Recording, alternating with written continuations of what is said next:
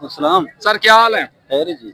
आपसे बड़ा आसान सवाल कर रहे हैं। सवाल ये को कौन सा जानवर है जो पैदा होते ही सो जाता है? पैदा होते ही कुत्ते का बच्चा। चले, बहुत बहुत शुक्रिया, बहुत बहुत। मेरा नाम अवैस मलिक है। अच्छा जी सर, आपसे सवाल ये है कि वो कौन सा ऐसा परिंदा है जिसके सर पार पाँव होते हैं? ये सारे परिंदों के सर पर पाँव होते हैं। देखिए नाजरीन, टेक्निक समझ गए हैं सर। सर पाँव सबके होते हैं जी। सबके होते हैं। सारे परिंदों के। सर हम आपको इनाम में क्या दें? सर कुछ भी दे सकते हैं। चलें हम आपको शाबाश देते हैं, शाबाश।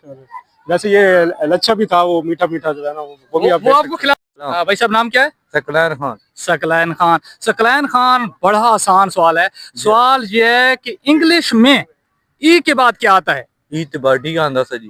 वाह जी वाह, पक्की बात है, आता है। हाँ और कोई आनंद है? एन आता है यार। नहीं आंदा जी, मैं आधा जी। डी आता है। हाँ नाजरीन फैसला आपने करना है, डी आता है या एन आता है। और अगर एन आता है तो फिर यस, और डी आता है फिर नो लिखना है। हाँ ठीक है जी। अस्सलाम वालेकुम। वालेकुम अस्सलाम। भाई साहब नाम क्या है? शफीउल्लाह। शफीउल्लाह, आपसे सवाल यह है कि वो कौन सा ऐसा मुल्क है जिसका नाम लिखते वक्त एक मर्तबा भी पेन कागज से नहीं उठाना पड़ता और उस मुल्क का नाम पूरा हो जाता है? पता नहीं है आफ्ताब में। पता नहीं है? नहीं। मैं आपको ऑप्शन दे देता हूँ। दूं ऑप्शन? ऑप्शन दे दो। एक है मिस्र, एक है चीन और एक है भारत।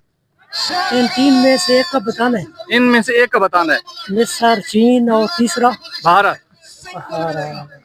नहीं आ रहा है समझ। नहीं आ रहा, फिर भी मिस्र है। मिस्र।